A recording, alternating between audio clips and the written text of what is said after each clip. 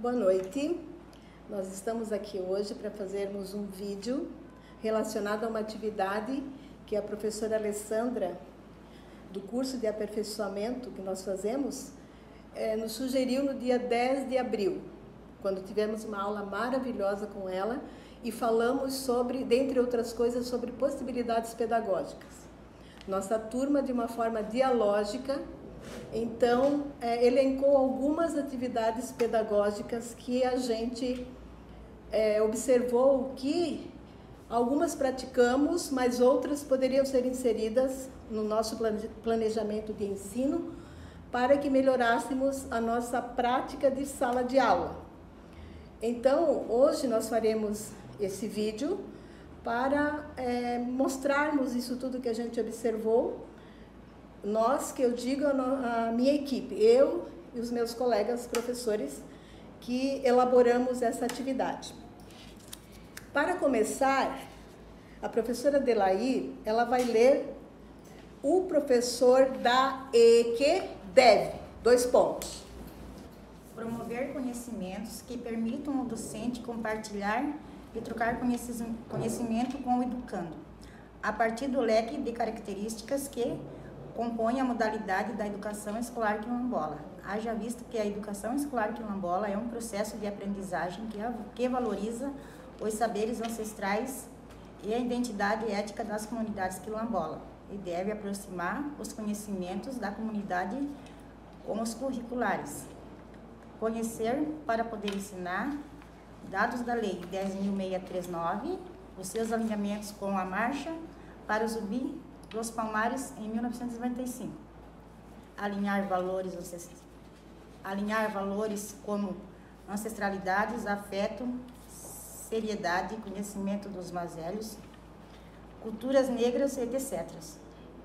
Com a ampliação do conteúdo programático, visto que o currículo do ensino regular é estático e que a modalidade da educação escolar quilombola, este é pautado no dinamismo, na inserção de práticas, ensinos e conhecimentos que promovam os valores das lutas que produzem o povo negro até aqui.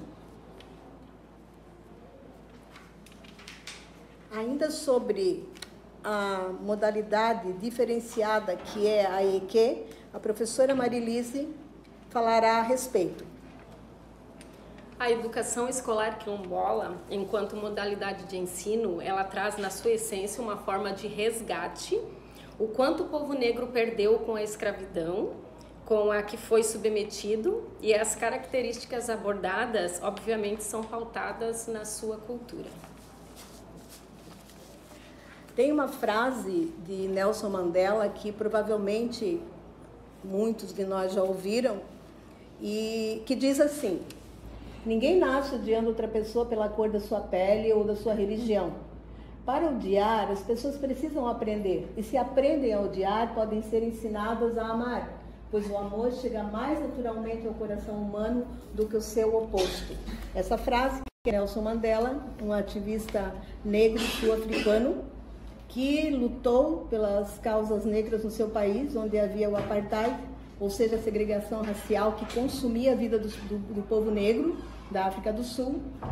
Lutou muito, foi preso, ficou preso por 27 anos e quando saiu, a sua luta não foi em vão, pois acabou sendo presidente da África do Sul e transformou aquele país no que é hoje, um país desenvolvido e, é lógico, ainda com muitas características do racismo, pois que esse é um processo muito demorado, muitas vezes, mas que transformou. Desta forma, eu pergunto ao professor Roberval: professor, por que você acha que essa fala pode ser utilizada na educação antirracista? Quando a professora Célia fala sobre a reflexão do Nelson Mandela, né, aí fala-se aqui do ódio, né, pela cor negra, né, isso eu acredito que é uma coisa cultural, né, então a gente tem que desmembrar isso, desvendar isso, né, tornar ela clara, porque o amor, se é cultivado em casa, se é feito em casa, tende a ser uma cultura diferente, então no racismo não seria diferente, né? Eu acredito que é uma questão de cultura, de pai para filho, para que um filho não se torne racista, porque o negro, o branco, ele não nasce racista, o ser humano não nasce racista, ele aprende a ser racista.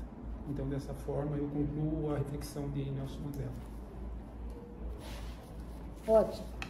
Ainda dentro da frase, é importante, nós temos como professores, e principalmente nesse trabalho, observado e constatado que o ensino do currículo regular nas salas de aula para os nossos alunos de EQ são importantíssimos, na verdade. Então, como isso poderia ser feito? Por exemplo, nessa própria frase, nós podemos, se fizermos um planejamento para os nossos alunos, claro, eu estou falando dentro de linguagens, mas isso poderia ser aplicado para qualquer disciplina. Em linguagens, por exemplo, eu poderia ensinar sobre verbos essa frase. Então, tanto na língua como linguagens tem a língua inglesa, tanto dentro da língua inglesa quanto da língua portuguesa, da gramática. Logo, nós estaríamos otimizando essa aprendizagem com essa frase, tanto na interpretação que o Roberval passou, sobre a questão do ódio, e ali tem vários verbos, olha, precisar, aprender, odiar, ensinar, amar. Então, é totalmente possível nós trabalharmos textos de pessoas negras, como é o caso do Nelson Mandela, mesmo ele não sendo brasileiro, mas que lutou por uma causa que nós lutamos até hoje. É bem possível, é totalmente possível se trabalhar a gramática, a interpretação, que foi o caso que também o Roberval passou sobre a frase. Então, nós defendemos o ensino do conteúdo programático que o ensino regular tem, para que os nossos alunos tenham condições de igualdade de disputar o que eles queiram lá na frente, Enem, faculdade, concursos e assim por diante. Sobre o conteúdo programático, seria isso, e eu destacaria o verbo amar, dentro desse contexto aí, trazendo para dentro da nossa sala. Então, sobre afeto e acolhimento, trazendo o verbo amar, sobre afeto e acolhimento, a professora Marilise tem uma fala sobre isso.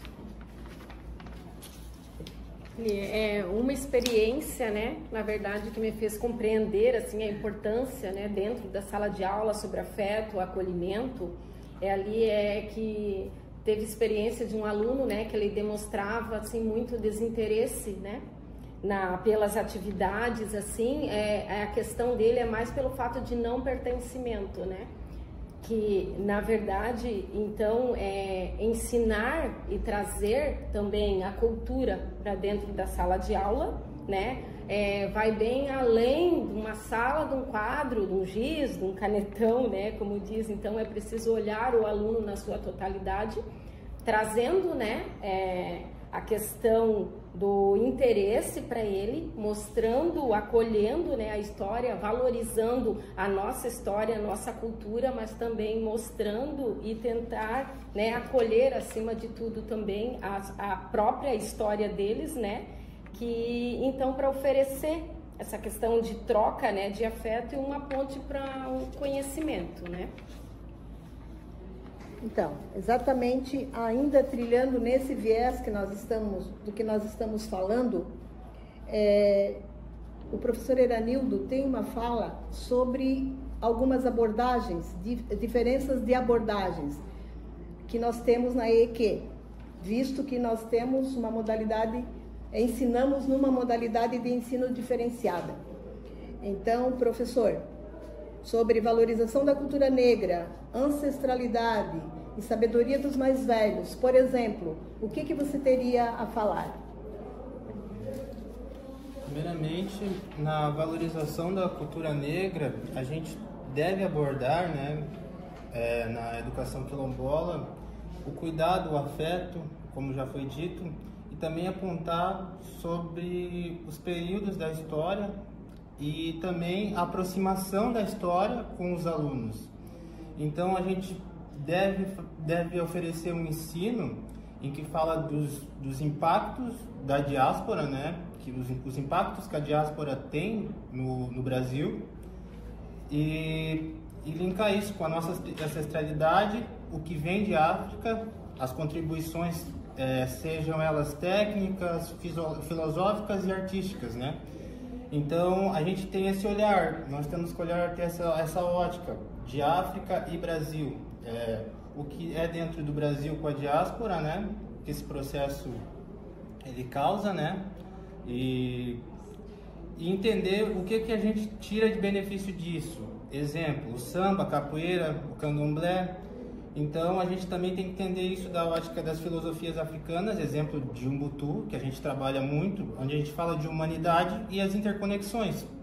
Então a gente entende esse sentido da humanidade, das interconexões, que nós aprendemos entre a gente, e a gente consegue chegar nos mais velhos, onde a gente aprende a oralidade e o respeito. É isso. Exato, exatamente isso. E ainda, dentro de tudo isso que nós estamos falando, nós observamos nas possibilidades pedagógicas ainda a seriedade na educação, né? no processo da educação, e a postura ética docente. Dentro dessas duas possibilidades, a professora Josiane, ela ficou responsável por isso, mas ela está impossibilitada hoje, porque está literalmente sem voz. Então, a professora Marilise fará essa fala da professora Josiane. Para mim, né, para a Josiane, como docente, temos que ter responsabilidade, versatilidade e comunicação. E também coerência, paixão de ensinar e principalmente a empatia pelo aluno. Muito bem, nós estamos nos encaminhando para o final do nosso vídeo, daquilo que a gente se propôs fazer nesse vídeo, e para encerrarmos, nós vamos ler uma frase que para nós resume bastante, de uma forma bastante sintetizada, o que é a educação escolar quilombola. Que a educação escolar quilombola reafirme nossa história de resistência, nossa identidade étnica, nossos saberes e nosso jeito próprio de ensinar